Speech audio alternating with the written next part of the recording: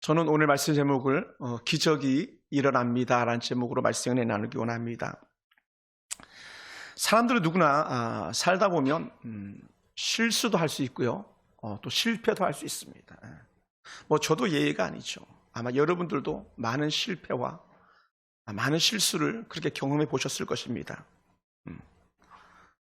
살다 보면요, 그러다 보니 하나님의 사람들도 때로는 실패하기도 하고 또 실수, 다른 말하면 죄의 길에 걸어가는 그런 경우도 있더라고요.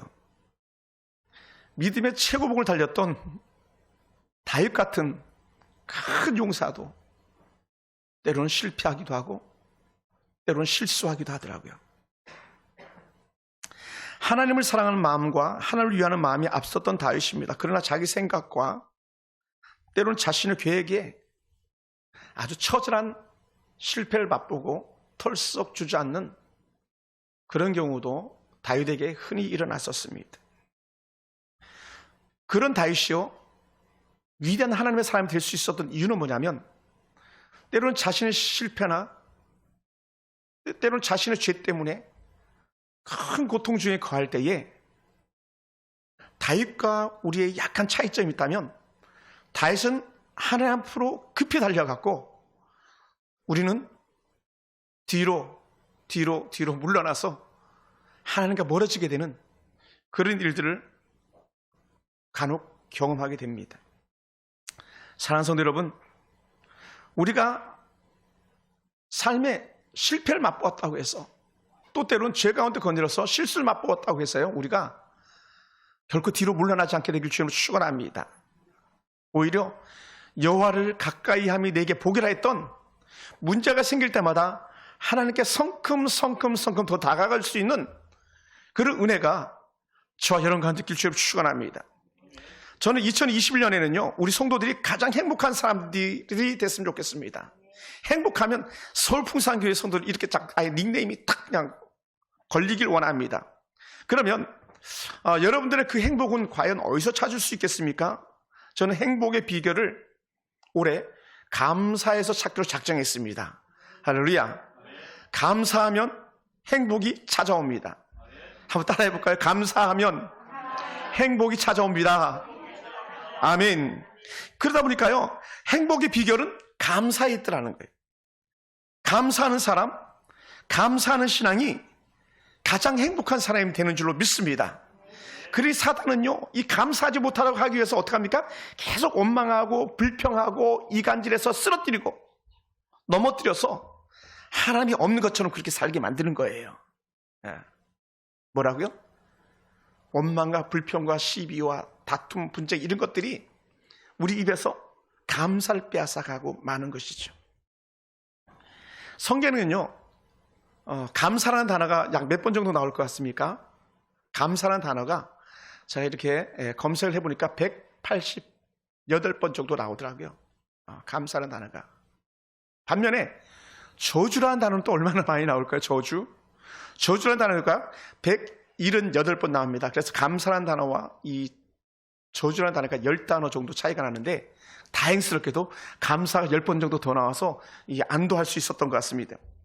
감사나 저주가 10번 정도의 차이밖에 나지 않습니다. 감사한 사람에게는 저주가 떠나가고요, 저주 속에 사는 사람들은요, 감사하지 못하는 삶을 살아갈 것입니다. 어떤 사람이 감사하게 되고 기적의 주인공이 될 것이냐, 그러다 보니까 감사하는 사람이라는 거죠. 하나님을 찾는 사람, 하나님 앞에서 감사하는 사람. 반면 그러지 못한 사람들은요, 꾸준히 삶에 저주가 뒤따라 다니는 거예요. 왜냐하면 저주란 단어를 추적해보면 계속 하나님을 멀리할 때 저주가 드러난다고 계속적으로 반복해서 말하고 있었기 때문에 그렇습니다. 더 중요한 것은요, 무엇이 저주이겠습니까? 하나님 없는 인생이요, 저주인 거예요. 하나님 없는 인생.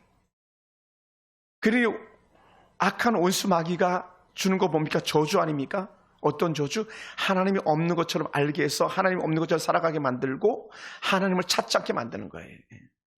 저는 올해 우리 2021년도에 우리 성도들이 성경을 좀 더 깊이 있게 볼 수 있게 되기 원하고, 하나님께 더 많은 감사가 있어지기 원하고요. 그러다 보니까 어떻게 돼요?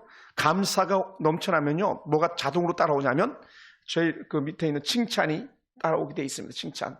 그래서 하루 3번 칭찬하자 그랬는데 칭찬이 따라올 수 있게 돼 있습니다. 감사하는 사람 칭찬하게 되는 거예요. 네. 오늘 여러분 속에서 더 나은 칭찬하는 그런 성도 되기를 주님으로 축원합니다. 우리는 우리가 가진 것 때문에 감사하는 것이 아니라 우리에게 주신 것들 때문에 감사할 수 있게 되기 원합니다. 예. 때로는 통장에 잔고가 빌 수도 있고요. 때로는 부채가 쌓여날 수도 있습니다. 그런데도 불구하고 우리는요, 여전히 감사할 수 있게 되기 원합니다. 할렐루야. 그래서 우리 감사를 살아가는 동안에요, 놀라운 은혜가 분명히 기적처럼 나타날 것입니다. 그러다 보니까 이런 성경의 인물들이 있더라고요. 우리가 잘 아는 인물, 다니엘 같은 경우는 사자굴에 들어가기 직전에도 여전히 하루 3번씩 꼬박꼬박 항상 전에 하던 대로 표현했는데 그렇게 감사하며 기도하더라는 거예요.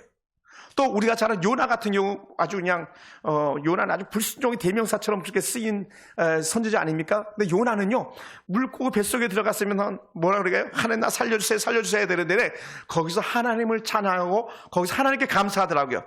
그것을 요나서 2장 9절 말씀을 보니까 이렇게 표현했어요. 나는 감사하는 목소리로 주께 제사드리며 나의 성원을 주께 갖겠나이다 하면서 뭐라 표현했냐면 구원은 여호와께로 말미암음이니이다 라고 말해요.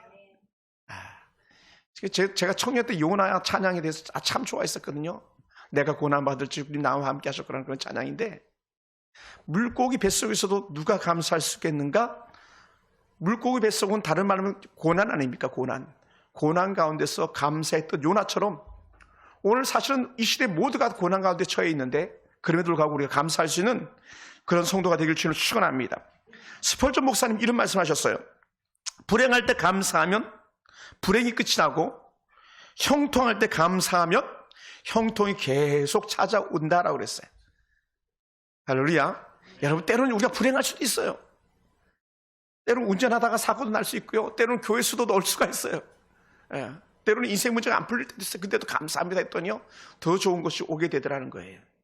지난주 중에 부산에서 한 그 후배 목사님 전화를 하셨는데, 제가 데리고 있던 군종병 목사님이셨는데, 이 딸이 암이 걸렸던 거예요.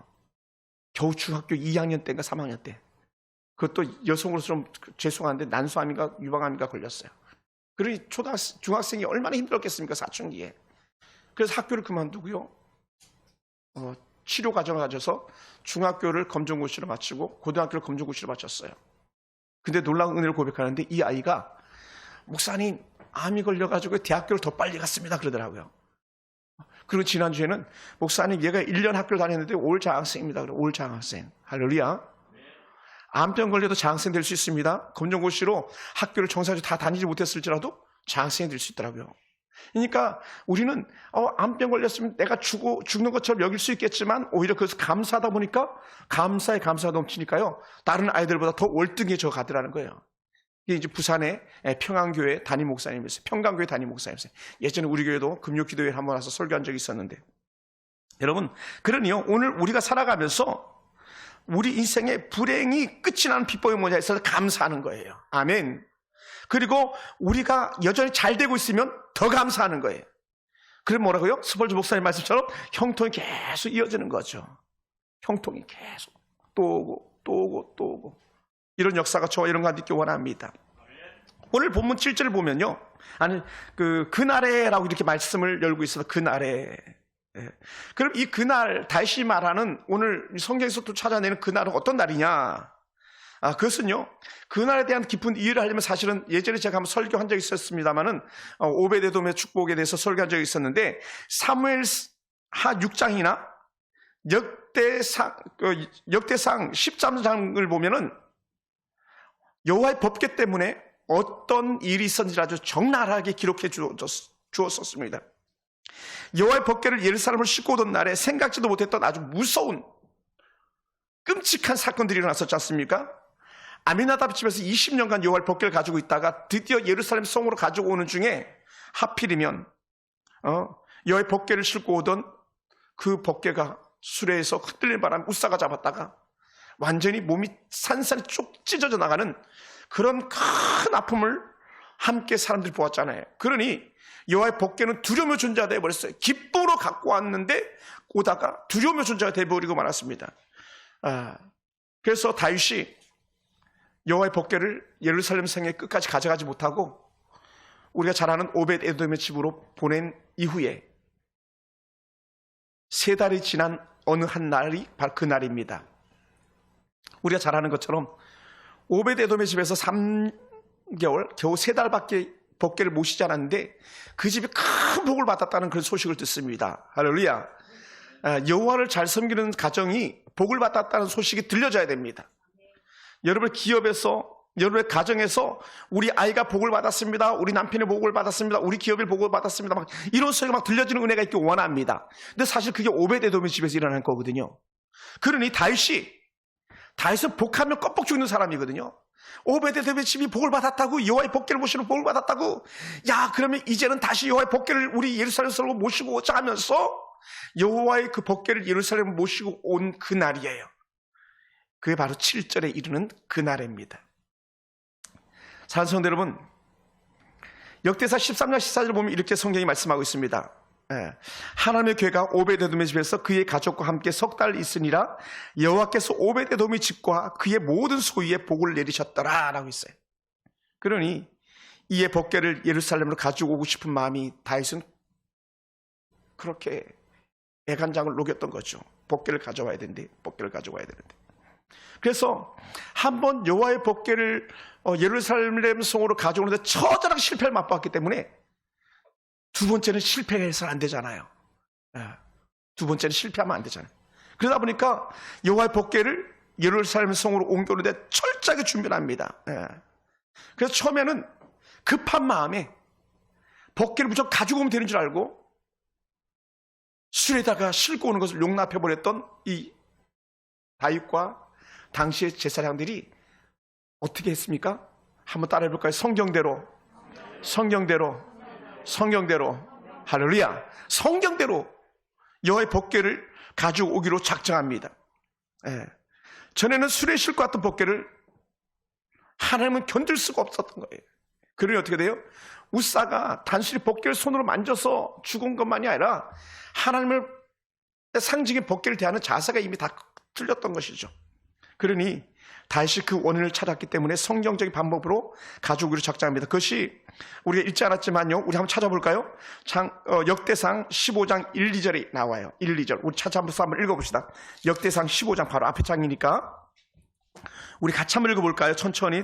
15장 1, 2절 시작. 다윗이 다윗성에서 자기를 위하여 궁정을 세우고 또 하나님의 궤를 둘 곳을 마련하고 그것을 위하여 장막을 치고 다윗이 이르되 레위 사람 외에는 하나님의 궤를 맬 수 없나니 이는 여호와께서 그들을 택하사 여호와의 궤를 메고 영원히 그를 섬기게 하셨음이라 하고.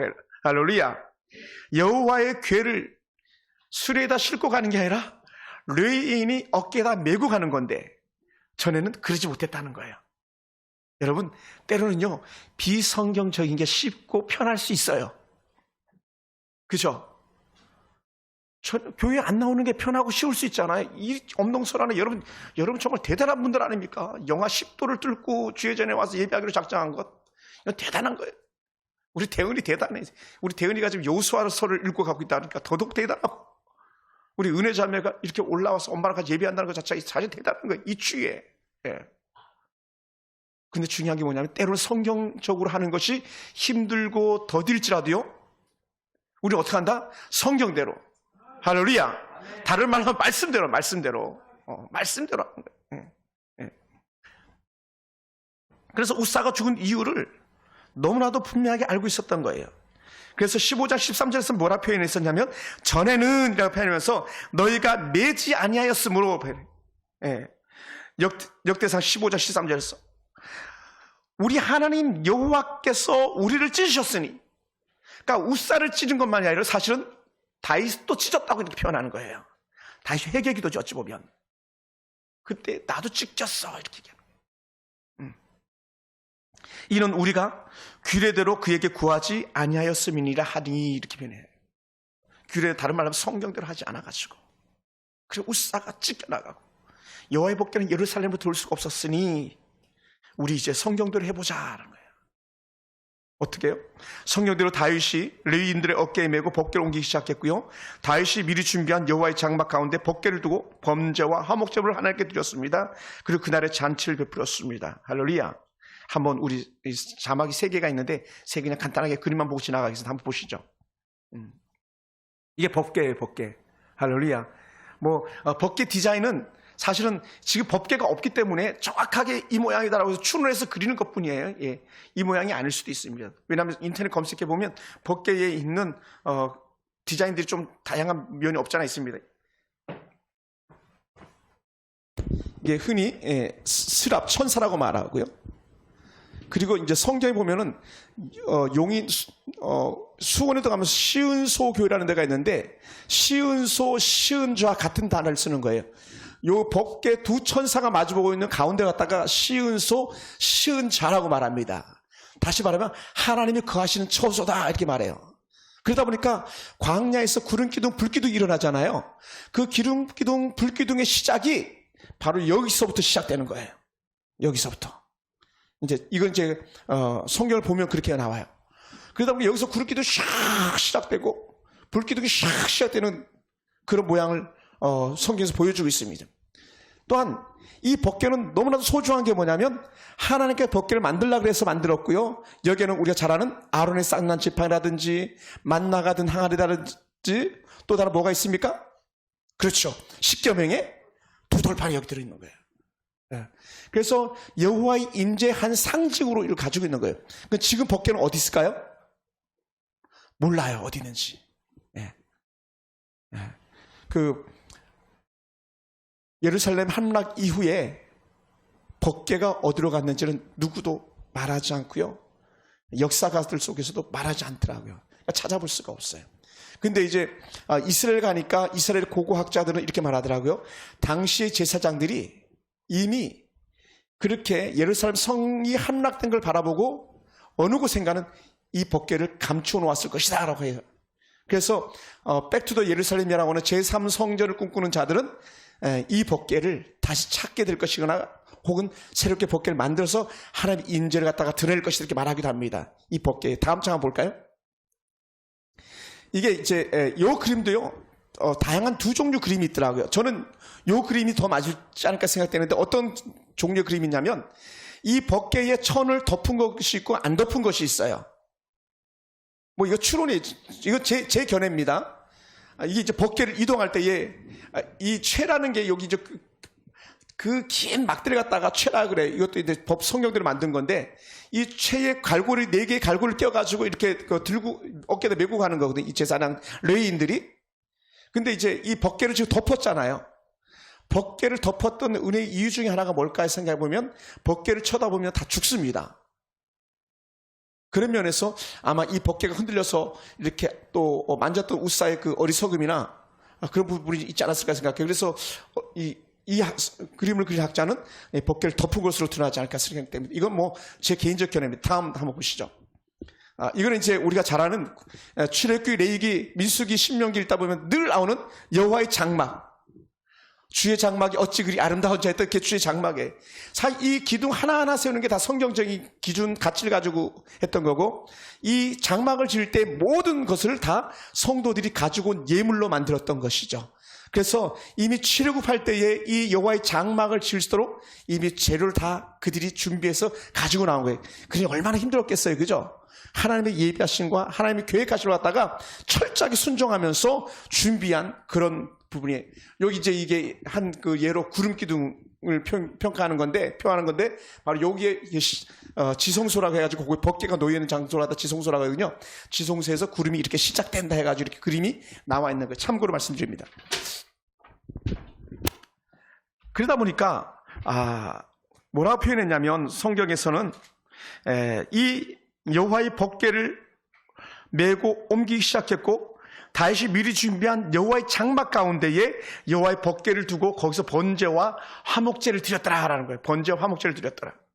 그러니까 오늘 하나님께서 주시는 은혜 가운데서 번제와 화목제를 드리면서 여호와의 법궤가 온 걸 크게 기뻐하고 즐거워했다는 거예요. 할렐루야. 물론 그 앞에 보면은요, 그들이 떡도 먹고 또 건포도도 먹으면서 더 크게 즐거워했던 그런 표현들도 있습니다. 제가 일일이 다 보지 않았지만 그렇습니다. 그래서 그러한 날 여호와 앞에서 제사장 브나야와 야하시엘이 여호와의 은혜 법궤 앞에서 길게 나팔을 불기 시작합니다. 그리고 뭐라 그랬냐면 항상 나팔을 불라 이렇게 표현하는 거예요. 나팔을 부는 것은요, 하나님 앞에 나오는 걸 상징하는 거고, 하나님의 명령이 드러날 때 반드시 나팔이 불립니다. 그래서 후에 이제 요한계시록에서도 나팔 소리가 계속 들리잖아요. 그때 주의 제 이름을 갖다가 상적으로 나타내 주신 나팔 소리가 울리는 것처럼, 그래서 그날에 여호와의 법궤를 모시고 번제와 화목제 드리면서 성도들이 함께 기뻐했던 그 날이라는 거예요. 할렐루야. 사랑하는 성도 여러분, 어찌 보면요, 오늘 우리에게도 그날이 될 수가 있는 거예요. 할렐루야. 왜 그날이에요? 오늘 우리가 기뻐하면서 아버지 앞에 예배하면 바로 그날이 되는 거예요. 여호와의 전 앞에서 기뻐 뛰며 춤을 추면 바로 그날이 되는 거예요. 뭐라고요? 예루살렘 성전으로 여호와의 법궤가 들어와서 크게 기뻐하고 즐거워했던 그 모습. 근데 다행스럽게 요새는 단추도 좋고 자크도 좋고 끈도 좋아가지고 벨트도 좋아가지고 우리 옷이 흘러내리지 않아서 천만 다행이에요. 다윗은 얼마나 기뻤으면 그가 입은 옷이 흘러내릴 정도로 기뻐했겠어요. 그만큼 여호와의 법궤가 함께하고 여호와의 은혜가 함께하고 지금은 여호와의 말씀입니다. 여러분이 말씀을 잘 때 기뻐 뛰며 춤을 춘다면 여러분이 바로 법궤를 소유한 그런 사람들이 되는 거예요. 아멘. 할렐루야. 한번 성경책 가지고 계신 분은 이렇게 한번 들어보세요. 성경책 이렇게 들어보세요. 나는 말씀이 너무 좋아요. 할렐루야. 또 어떤 분들이 이제 스마트폰이니까 스마트폰 들어도 좋습니다. 한번 들어보세요. 스마트폰. 저도 잠자리에서 스마트폰으로 성경 보거든요. 스마트폰으로 성경 봐도 말씀이 너무 좋습니다. 할렐루야. 너무 좋아요. 너무 좋아요. 성경 어플도 저는 이제 깔려있고 사랑의 교회 어플도 깔려있어가지고 성경 검색할 때 사랑의 교회 참 좋아가지고 그걸로 검색하고 하는데 너무 좋습니다. 그러니 어떻게 돼요? 기뻐 뛰며 춤을 추고 잔치를 배설할 만큼 기쁜 날이 되는 것이죠. 언약궤가 무엇이길래 사람을 찢어 죽일 만큼 그럼 대단한 것이었겠습니까? 이 언약궤는요, 복의 상징이 되기도 하고요, 또 때로는 저주를 몰고 다니는 것일 수 있는 겁니다. 그래서 아미나답은 하나님의 은혜를 받고 복을 받아야 되는데 그들이 찢겨 죽었던 이유는 뭐냐면 하나님에 대해서 너무 무지했던 것이라고 제가 지난번에 설교했고 오늘도 제가 그렇게 강조합니다. 그래서 언약궤 안에 하나님께서 함께 하시는 십계명의 두 돌판 말씀이라든지 하나님께서 공급해 주는 일용할 양식 만나의 상징이라든지 하나님께서 우리의 부활을 상징해주는 아론의 쌍난 지팡이라든지 이 영적 의미를 갖다 날마다 되새기면요 우리 기쁠 수밖에 없는 거예요. 이 십계명의 두 돌판은 뭡니까? 나는 하나님의 말씀으로 살겠습니다 라는 거고요, 만나는 나에게 일용할 양식을 주신 하나님 감사합니다는 거고요, 아론의 쌍난 지팡이는 나에게 부활의 소망을 갖게 하는 놀라운 역사가 있는 거예요. 아멘. 그래서 부활의 첫 열매가 되신 예수님께서도 그렇게 우리 가운데 더 큰 기쁨으로 다가오는 줄로 믿습니다. 그래서 사랑하는 성도 여러분, 오늘 하나님께서 주시는 은혜 가운데서 여러분의 말씀을 대하는 그 장소가 뭐라고요?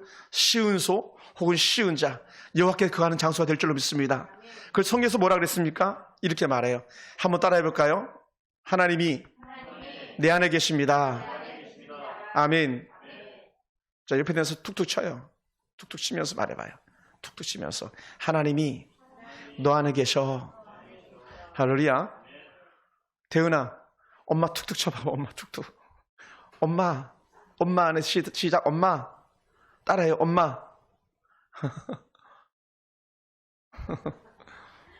일명 개기는 거예요. 김태수 집사님, 집사님 안에 하나님 계세요. 너희 안에 성령이 거하는 것을 알지 못하느냐고 그랬잖아요. 사도 바울이 그렇게 담대하게 말씀해 주셨잖아요. 너희가 하나님의 성전인 것과 성령이 너희 안에 거하시는 것을 알지 못하느냐. 전에는 여호와의 법궤가 하나님의 임재의 상징이었다면요, 여러분이 하나님의 임재의 상징이 되는 거예요. 할렐루야. 여러분의 성령 충만하면 여러분이 하나님의 임재의 상징이 되는 거예요. 다른 데서 하나님 보는 게 아니라 여러분을 볼 때 하나님이 보이는 거예요. 아멘. 저 우리 교회 성도들에게 그런 은혜가 원합니다. 때로는 살면서 얼마나 지칩니까? 힘듭니까? 때로는 설교도 잘 들렸지 않을 때도 있습니다. 그럴 때마다 어떻게 돼요? 다시 하나님의 말씀 듣고 또 듣고 해서 충만함을 회복해야 됩니다. 할렐루야. 우리 그렇게 살아야 돼요.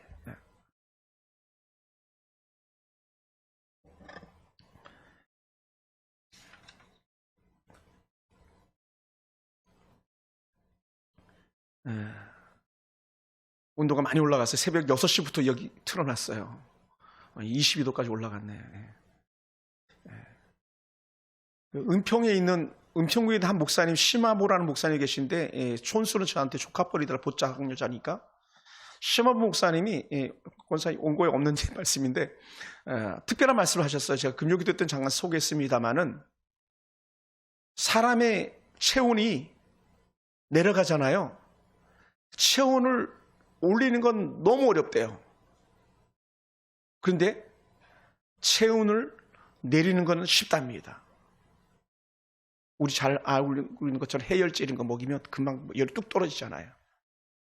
사람이 두려운 게 뭐냐면 체온이 높은 것보다요, 체온이 낮은 게 두려움이 된다는 거예요. 그래서 저체온증이라는 말 있잖아요. 그죠? 저체온증. 저체온에 죽어나가잖아요. 근데 시바 목사님 말씀하셨던 건 맹점 뭐였냐면요. 우리들 영적 지수가 높으면요, 관리하기가 쉬운데 영적 지수가 낮으면요, 끌어올리기가 너무 어렵다는 거예요. 한 번, 두 번, 세 번 예배를 포기하고 주의 성전에 오지 않으면요, 5번, 6번 안 오거나 아무것도 아니라는 거예요. 왜 그런지 아십니까? 영적으로 점점 무감각해지고 마음이 굳어 화석화되어 갔다 그러거든요. 돌석자 되는 거예요. 돌처럼 마음이 굳으니까 하나님의 은혜가 들어갈 여지가 없다는 거예요. 근데 유감스럽게 이 코로나 이 악한 상황 속에서 성도들이 어떻게 합니까? 영적 체온이 올라가서 있던 사람들이 점점 뚝뚝뚝뚝 떨어지더라는 거예요. 그리고 어떻게 돼요? 떨어진 체온을 올리려고 하다 보니까 사단이 그 사이에 껴가지고 더 올라가지 못하도록 밸브를 꽉 잠가버리더라는 거죠. 그게 뭡니까? 악한 사단이 예배 안 드리니까 좋지, 안 만나니까 좋지, 편하고 또 이제 가상공간에서 예배 드리면 뭐도 안 합니까? 헌금도 안 하니까 여유있더니 생길 같아서 좋지, 막 이렇게 나가는 거예요.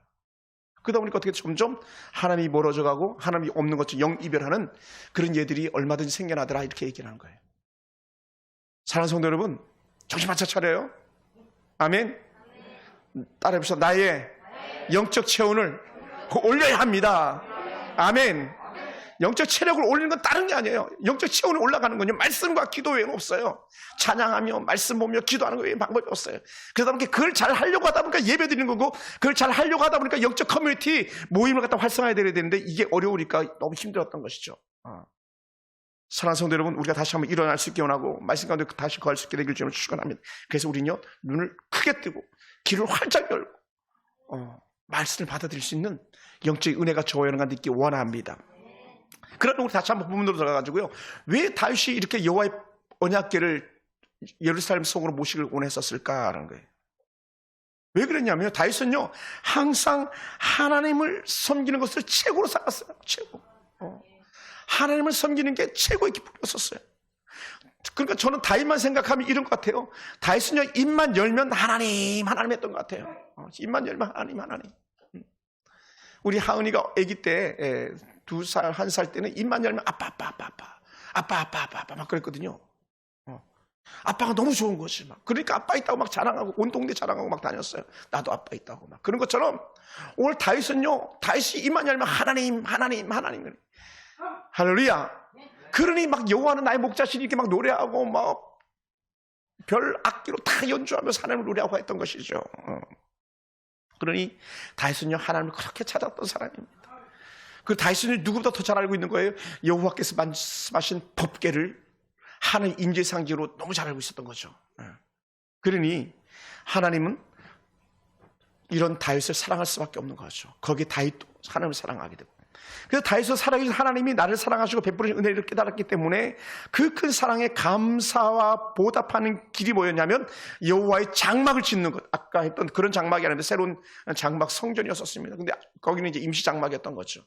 여호와의 성전을 짓고 싶었는데 그게 안 됐었잖아요. 그리고 그 아들 솔로몬이 성전을 지었죠.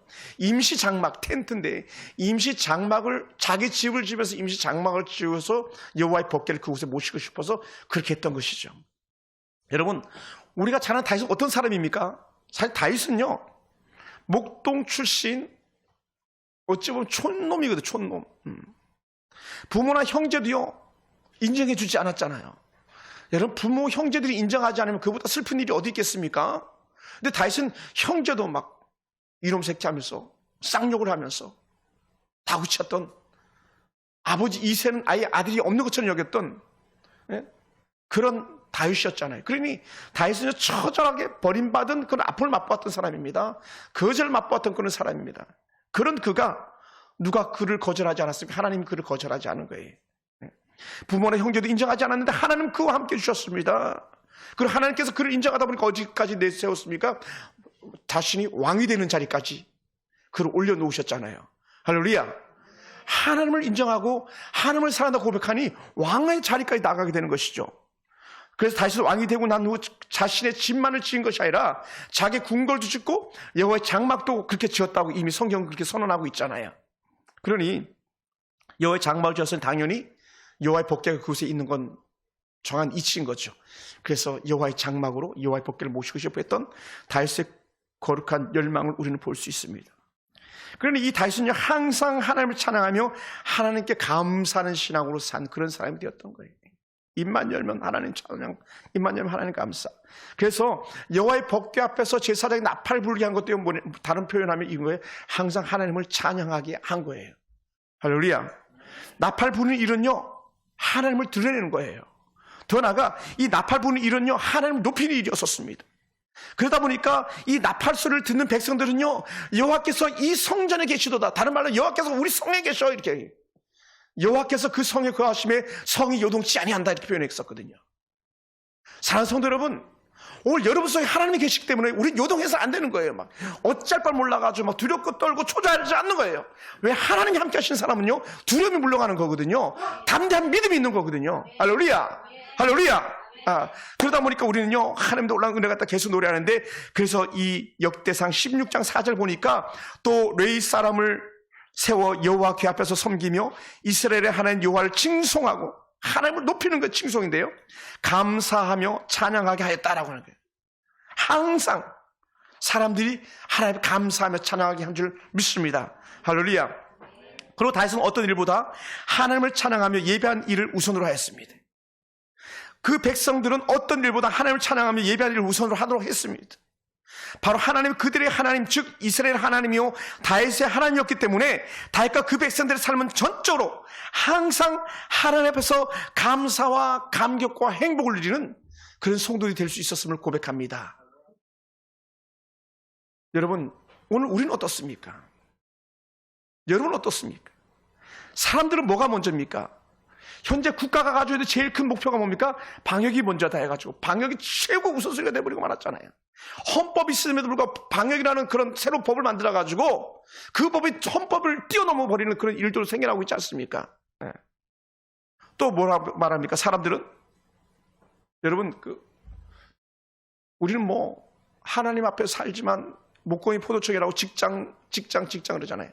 직장이 먼저다 이렇게 나가요. 목사님, 직장에서 교회 나가면 사표를 내고 나가랍니다. 막 그래요. 그래서 지금 교회 못 나오시는 분들 간혹 계시거든요. 식당에서 일하시는 분들도 못 가게 해서 못 나오는 분들 계시고, 교회 나가려면 사표 써. 너 교회 나가면 그러다 코로나 걸리면 우리 회사 문 닫아야 돼. 이렇게 하니까요. 어쩔 수가 없는 그런 상황 속에 보게 됩니다. 또 어떤 사람들은 가족이 먼저다 하는 사람들, 가족. 그렇죠. 가족이 중요하죠. 대통령은 뭐라 그랬습니까? 취임하면서 사람이 먼저다. 근데 이게 사람도 중요합니다. 인본주의 사고 속에서는요, 계몽주의 사상 속에서는 사람이 먼저일 수 있습니다. 신본주의에서는요, 그렇지 않아요. 여러분은 어떻습니까? 전 오늘도 여러분에게 말씀드리고 싶어요. 나는 하나님이 먼저다. 아멘. 그리고 또 하나 더, 나는 교회가 먼저다. 할렐루야. 그러니 지금 어저께 신문에 나오대 한 780몇 개인가 교회가 우리는 정상적 예배를 드리겠습니다 하고 아예 선언을 했어요. 그래서 법정 투쟁까지 가겠습니다 하는 그런 교회들도 있더라고요.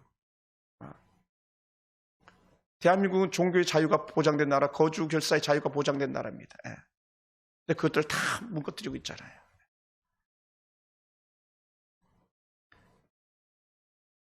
우리는요, 다른 고백을 해야 돼요. 절대로 사람이나 직장이나 친구나 가족이나 내가 먼저라고 말하는 사람이 아닙니다. 저는 그래서 오늘 여러분에게 도전을 드리고 싶어요. 나는요, 하나님이 먼저예요. 나는 예배가 먼저예요. 우리는 항상 그렇습니다. 이것이 우리 신앙 고백이 되기 원합니다라는 그런 고백이 저와 여러분 가운데 있었으면 좋겠어요. 다윗이 자기 집을 지은 것만이 아니라 여호와의 성전을 지킬 꿈꿨던 것처럼 오늘 우리 삶 속에 그러한 은혜가 있기 원합니다. 다윗이 함께 예배하는 이들의 놀라운 고백이 있습니다. 다윗과 함께 예배하는 이들의 고백이 뭡니까? 여호와께 감사하고 그 이름을 불러 아뢰고 하나님의 하신 일을 만민 중에 알게 하는 것. 더 나아가서 하나님을 찬양하고 감사를 말하며 하나님께서 하신 기적을 갖다가 온 차례 만민에 알리는 거예요. 그래서 기사를 선파하라 이렇게 말해요. 그리고는 하나님을 자랑하라 이렇게 말씀하는 거예요. 할렐루야. 오늘 우리 가운데 이러한 은혜가 있기 원합니다. 그것을 이렇게 표현해요. 제가 읽었던 본문 속에 쭉 보면 7절, 8절, 9절, 10절까지가 다 그 얘기를 말씀하고 있습니다. 그래서 한 대표로 9절을 보면 이렇게 표현하죠. 그에게 노래하며 그를 찬양하고 그의 모든 기사를 전할지어다. 다른 말로 하면 하나님의 기적을 온 만민에게 알게 할지어다 이렇게 말하는 거예요. 그러다 보니까 결국 그게 뭔가 했을 때 여러분이 하나님을 경험하고요, 여러분이 하나님을 체험한 것들을 갖다가 사람들에게 말하라는 얘기예요. 아멘. 그 말해야 돼요. 놀라운 거예요. 예. 저는 우리 교회가 그런 성도들이 더 해가기 원합니다. 여호와를 구하는 자들의 마음은 항상 즐거움으로 가득할 것이기 때문에 그렇습니다. 하나님을 드러내고 자랑하는 사람들, 하나님 이름을 높이며 사는 사람들의 마음은요 오히려 기쁨이 넘쳐나기 때문에 그렇습니다. 저는 여러분이 그렇게 되길 주님을 축원합니다. 하나님을 자랑하고 하나님께 감사하며 하나님을 높이는 성도들에게 주는 복이 있습니다. 하나님 그에게 능력을 주신 하나님이요, 하나님 그에게 문제를 풀어주신 하나님입니다. 예. 하나님의 신실한 약속이 이루어지는 복을 누리게 될 줄로 믿습니다. 그러다 보니까 어떻게 돼요? 제가 성경을 찾다 보니까 이렇게 나오더라고요. 너희의 기업의 지경이 넓혀질 것이다. 레위기 읽어보세요. 레위기에 나와요, 정확하게. 한 사람이 100을 당하고 한 사람이 1000을 당하고 한 사람이 10,000을 당한다는 말씀이 레위기에 나오고 있거든요. 뭐라고요? 여호와를 찾고 여호와를 구하고 여호와 함께 있을 때 나타나는 은혜거든요. 그러니 가정에 여러분의 복이 넘쳐나기 원합니다. 기업의 복이 넘쳐나기 원합니다. 더 나아가 완전한 복이 하나님 앞에서 여러분 가운데 임하기 원합니다. 그래서 역대상 16장 22절 보니까요, 이르시기를 나의 기름 부은 자에게 손을 대지 말며 나의 선자를 해하지 말라 하셨도다 했어요. 그래서 오늘 이걸 다시 한번 재의역해가지고요, 나의 기름 부은 자가 누구냐 했을 때 바로 오늘 하나님 앞에서 사는 여러분, 하나님 앞에서 여전히 주의 복음을 자랑하며 주의 기적을 자랑할 여러분인 거죠. 누가 여러분을 해치겠습니까? 하나님의 은혜 가운데 여러분 돌보시기를 원합니다. 그래서 다윗이 여호와 이름을 자랑하고 높였던 것을 오늘 우리 가운데 있기 원합니다. 사랑하는 성도 여러분, 여러분 어떤 소원을 가지고 살아가고 있습니까? 사람마다 다 자기 소원이 있을 거예요. 다윗의 꿈은 여호와의 복궤를 다윗으로 모시는 것이 그의 소원이었던 것처럼, 여호와의 은혜의 전 예루살렘 성전을 짓고 싶은 그의 소원이었던 것처럼 여러분에게 소원도 있을 것입니다. 그것은 다른 말로 표현하면 이거예요. 여러분의 기도 제목은 뭡니까? 기도 제목이 있습니까? 어떤 제목으로 기도하고 있고 어떤 이루어지기를 고대하고 있습니까? 그의 소원과 그의 기도 제목이 응답되기를 주로 축원합니다. 대부분의 사람들은요, 자식이 잘 되기를 바라는 마음을 가지고 있습니다. 저도 그렇고 여러분도 그럴 겁니다. 우리 교회 성도들의 자녀들이 다 잘 됐으면 좋겠어요. 여러분들이 그런 은혜 가운데 있기 원합니다. 젊은이들은요, 보다 좋은 직장이나 보다 좋은 안정적인 삶을 위해서 가정도 꾸리길 원하는 그런 청년들도 있을지 모르겠습니다. 여러분의 그런 은혜가 임하기 원합니다. 사람이라면 누구든지 세상을 사는 동안에 절대적으로 필요한 것이 돈이기 때문에 좀 더 많은 재물을 꿈꾸는 사람들도 있을지 모르겠습니다. 그런데요, 하나님께서는 금도 은도 다 내 것이라고 하셨기 때문에 하나님의 뜻대로 구하는 자에게는요, 하나님의 기적 역사가 임할 줄로 믿습니다. 사랑하는 성도 여러분, 하나님의 백성들은요 좀 달랐으면 좋겠습니다. 우리의 기준은요, 잘 먹고 잘 사는 것이 전부가 아니라고 말할 수 있는 그런 기준을 가졌으면 좋겠어요. 하나님의 은혜를 생각하고 하나님의 은혜 있기를 좀 더 꿈꿨으면 좋겠습니다. 내 안에 성령 충만을 좀 더 꿈꿨으면 좋겠습니다. 하나님의 마음에 들기를 좀 꿈꿨으면 좋겠습니다. 그래서 하나님 앞에서 더 귀한 예배자로 서는 것을 꿈꿀 수 있게 되기 원하고요, 여러분 자녀들이 신앙을 갖게 되길 더 꿈꿨으면 좋겠습니다. 그것이 좀 달랐으면 좋겠어요. 그렇게 됐을 경우 어떤 역사가 나타나냐? 항상 하나님께 감사할 수 있게 되고 저절로 찬양이 나오는 줄로 믿습니다. 할렐루야. 여러분 얼마나 감사하고 있습니까? 얼마나 하나님을 향한 감사가 넘쳐나고 있습니까? 모든 일에 감사할 수 있는 고백이 저와 이런 건 있기 원합니다. 부모님께 감사합니까? 아주 잘하는 것이에요. 부모님께 감사하는 사람이 하나님께 감사할 줄 믿습니다. 또한 자녀들에게 감사합니까? 잘하셨습니다. 자녀들도 감사의 대상이에요. 그러다 보니 하나님께 감사할 수 있더라고요. 이웃이나 직장 동료들에게 감사하고 있습니까? 그것이 곧 하나님께 감사하는 표현인 줄로 믿습니다. 할렐루야. 그래서 원망의 자리에서 감사한다는 것이 진정한 신앙인이에요. 원망의 자리. 불평의 자리, 아주 불편한 자리에서 감사한다면 그 신앙인의 자세인 줄로 믿습니다. 그 사람이 충만한 사람이고 그 사람이 2021년도에 기적의 주인공이 될 줄로 믿습니다. 사랑하는 성도 여러분, 감사한 사람의 찬양이 인생을 변화시킵니다. 꿈속에서도 흥얼거리던 어떤 노래들이 찬양의 가사들이 되길 주로 축원합니다. 또 우리가 사는 것이 힘들고 어려워서 사실은 마음 둘 곳이 없었던 사람들이 얼마나 많습니까?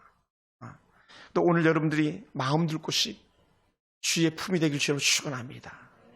아무도 알아주지 않아도, 아무도 내 얘기 들어주지 않아도 하나님께 들어줄 수 있는 은혜가 있어지길 원합니다. 영혼의 건강과 육신의 건강은 하나님 노래할 때 가능한 일이기 때문에 그렇습니다.